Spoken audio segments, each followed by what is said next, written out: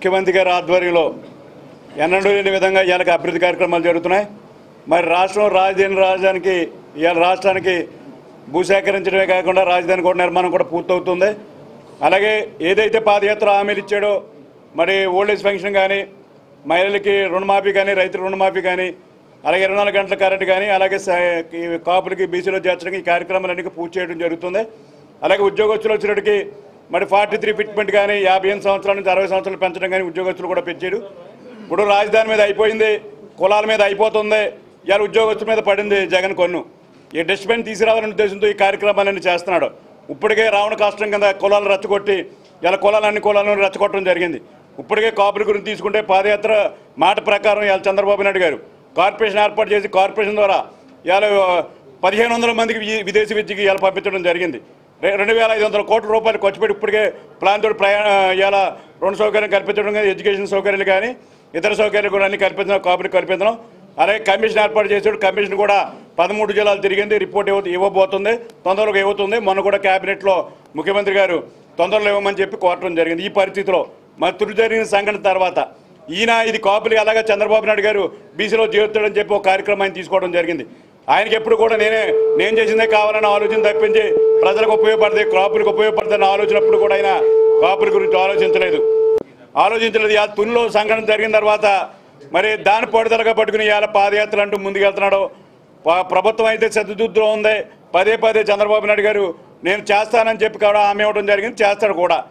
ఈయన ఉద్దేశం ఏంటంటే ఇలా ఎలాగా చంద్రబాబు నాయుడు చేస్తాడని ఏం చేయాలని చెప్పి ఇలా ఈ రాష్ట్రంలో డస్ట్బిన్ తీయడానికి అనేక కార్యక్రమాలు చేస్తున్నాడు. పాదయాత్ర చేస్తానంటాడు, పర్మిషన్ తీసుకోడు. పర్మిషన్ ఇస్తామని చెప్పినా పర్మిషన్ తీసుకోడు. పర్మిషన్ తీసుకోమంటే చంద్రబాబు నాయుడు తీసుకున్నాడా, జగన్ తీసుకున్నాడా అంటాడు. పర్మిషన్ లేకుండా ఏ కార్యక్రమం జరగదు. ఎన్హెచ్లో 400 కిలోమీటర్లు నడాలంటే మరి పోలీస్ సపోర్ట్ కావాలి, పోలీసుతోనే నడాలి. ఇవన్నీ కూడా ప్రజలకు తెలుసు, అందరికీ తెలుసు. కానీ అర్థంగా పర్మిషన్ నాకెందుకు అంటాడు. ఈయనేదో రాజ్యాంగ శక్తిగా మాట్లాడుతాడు. పర్మిషన్ నాకెందుకు అంటాడు. అందరికీ పర్మిషన్ కావాలి. అందరిలో ఒకటినా ఇవాళ సపోర్ట్ కూడా చూడండి. ఇవాళ పాదయాత్ర చేసినప్పుడు కూడా ప్రజలందరూ కూడా అర్థం చేసుకున్నారు. ఈయన తోడు వెళ్తే మనందరూ కూడా మునిగిపోతాం. ఇవాళ చంద్రబాబు నాయుడుకి ఎలాగైనా కాపుని బీసీలో చేర్చడానికి సిద్ధంగా ఉన్నాడో అని చెప్పి ఇవాళ కాపులందరూ కూడా ఆలోచించే పరిస్థితికి వచ్చారు. ఖచ్చితంగా ఇవాళ చంద్రబాబు నాయుడు గారు కూడా ఖచ్చితంగా బీసీలకు ఇబ్బంది లేకుండా ఇవాళ కాపులో చేరుతాడని చెప్పి తెలియజేస్తున్నాను. మొన్న వచ్చాడు, బయటకు వచ్చాడు, మళ్ళా నేను మొన్న వచ్చాడు, మళ్ళీ లోనికి వెళ్ళిపోయాడు, మళ్ళీ 3వ తారీఖు బయటకు వస్తానన్నాడు. తీసుకుంటే ఇస్తానని చెప్తాను, రేపే ఇస్తాను. మీరు ఎవరైనా మీరు కూడా చెప్పండి, పర్మిషన్ పెట్టుకోమన్నాడే నేను రేపే ఇస్తాను, బయటకు వెళ్ళడానికి పర్మిషన్ ఇస్తాను. నేను పోలీస్ స్టేషన్లో పెట్టాలి, ఎస్పీ గారికి ఇవ్వాలి. ఎవరిదైనా సీఎం గారిదైనా, ఇలా జగన్ గారిదైనా, ఇంకొకటిదైనా ఎస్పీ కానీ కలెక్టర్ దానికి ఈ కార్యక్రమం జరుగుతుందని చెప్పి ఇస్తారు. ఆ కార్యక్రమం ప్రకారం పర్మిషన్ ఇస్తారు. పర్మిషన్ ఎవరు సీఎంకి రాశాను, నాకు పర్మిషన్ ఎవరిదంటే పెట్టుకోమని నేను ఉన్నాను. ఇక్కడ పట్టుకొచ్చి ఇవ్వమన్నాడు పోలీసు, ఎస్పీకి ఇవ్వమన్నాడు, కలెక్టర్ గారు మేము సిద్ధంగా ఉన్నాం. మేము ఎవడో కూడా ఇలా ఎవరో రారు, ఇంట్లో కూర్చుంటారు. పద్మనాభ గారు మాట దాటలేరు. ఈ పెద్దలందరూనే వీళ్ళకి బయటకు వచ్చి మాట్లాడి దమ్ములేదు. వీళ్ళు మా మీద చెప్తారు, మంత్రులు చెప్పకూడదు అంటారు. మేము చేసింది చెప్తాం.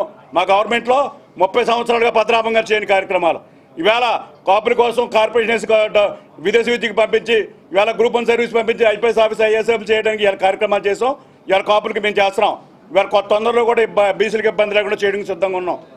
ఇలా 30 సంవత్సరాలు సాధించకపోతే మేము సాధించడం, మాకు టైం ఏమనండి, మేము టైం మేము చేస్తాం, సిద్ధంగా ఉన్నాం. వీళ్ళకి అజేపు ఇంట్లో కూర్చోమని 3 నెలలు ఇంట్లో కూర్చోమన్నాడు.